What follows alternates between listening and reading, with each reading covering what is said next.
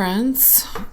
Today I'm going to speak to a question that I got from a dear friend, from a friend who has also been a client in various ways in the illumination magic that we got going on.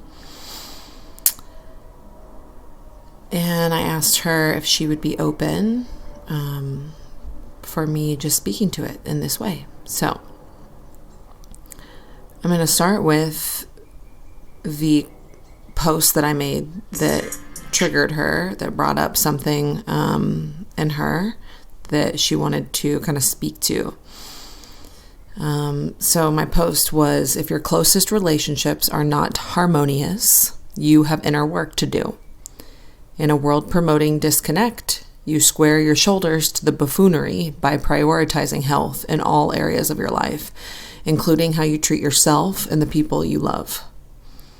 The work can be hard and so dang rewarding at the same time. It's the purest form of medicine.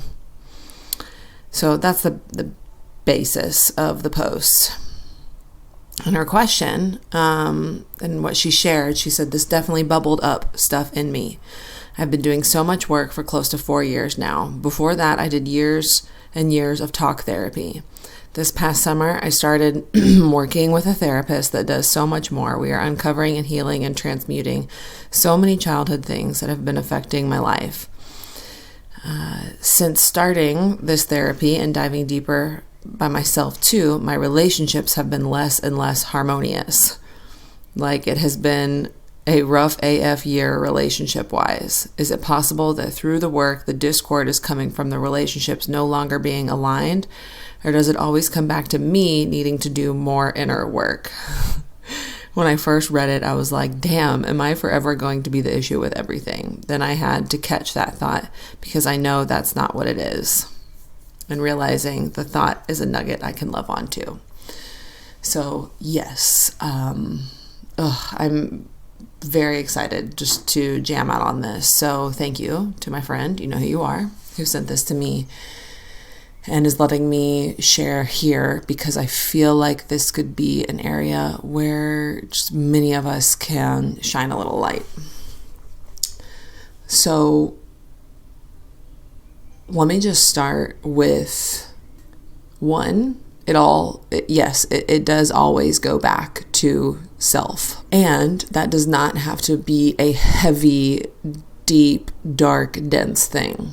The idea is, when we are taking our external environments, our external relationships, and we are filtering them through our internal knowing, through our internal heart, when we're doing that, the goal should be to feel better. The goal should be to feel better in our lives, because when we feel better in our life, we treat ourselves and others better. Now, this involves a long, sometimes, but a possible process of slowly removing the programming, reprogramming the parts of our mind that want to make us a victim to someone else, and the parts of us that want to externalize our pain. So usually disharmony in a relationship is because someone's being treated unfairly, or both parties feel like they're being treated unfairly, or things aren't being communicated to, or a middle ground cannot be found. And it can create conflict, and it can create just this tension. And I don't know that it can be completely, removed, completely healed right away. I think so many relationships, especially now, are really at their foundation very broken. And so this gets to be a slow process. This gets to be a process that over time we're doing through our individual embodiment.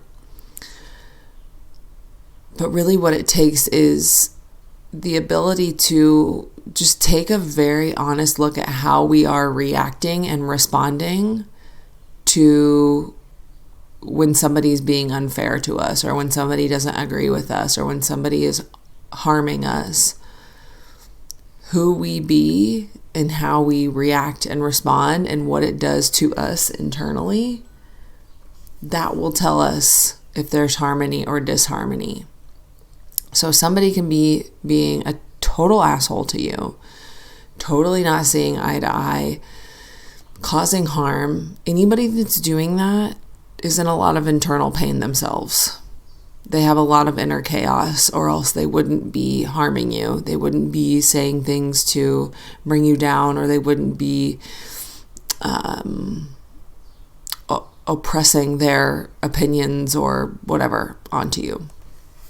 So they're already hurting. And when it becomes harmful within you, that's when the shadow wins. That's when the hungry darkness wins. And not all darkness is bad. Not all shadow is bad. I'm talking about the inverted shadow that does harm on our planet right now.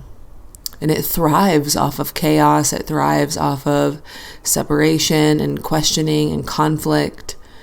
And so anybody that's causing that to come up in your relationship with them, that hungry darkness is winning.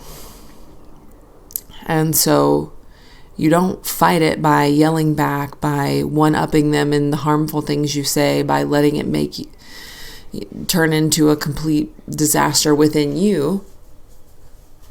You make the better chess move by staying in a neutral place, by not making it mean anything about you, by taking responsibility for how you show up, for maybe the harm that you have done in that relationship,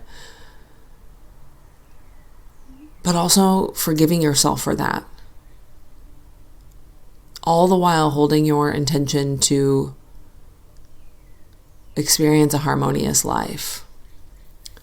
And I think some relationships we are meant to just continue on a path with it being uncomfortable,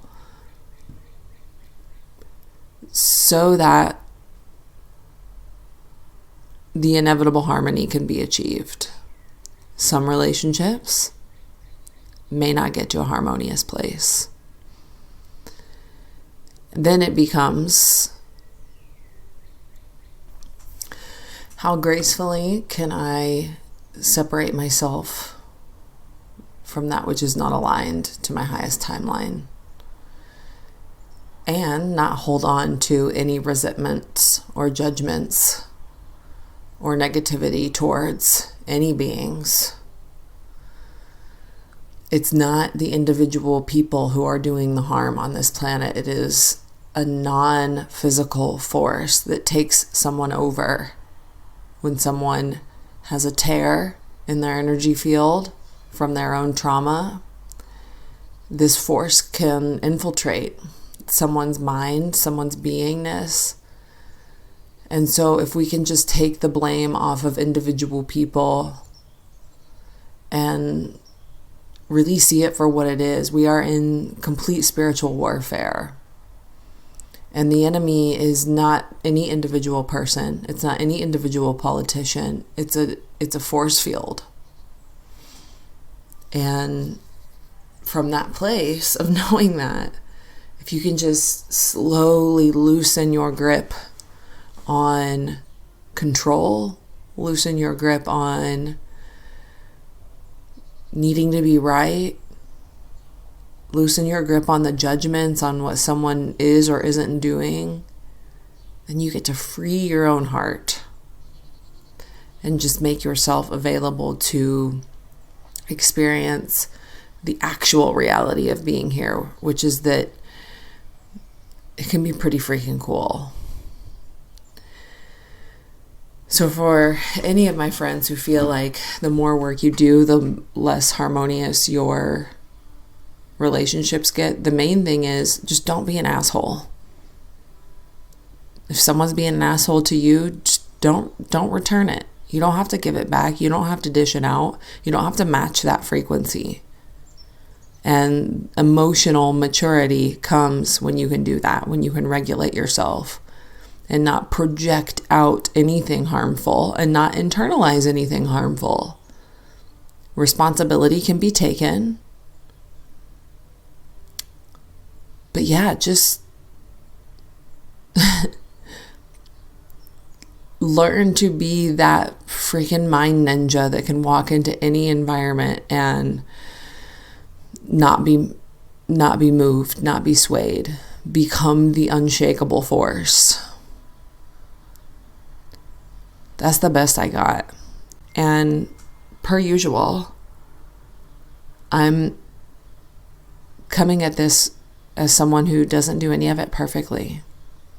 I'm still learning too. I still have many relationships I would love to enhance. I got people that don't like me.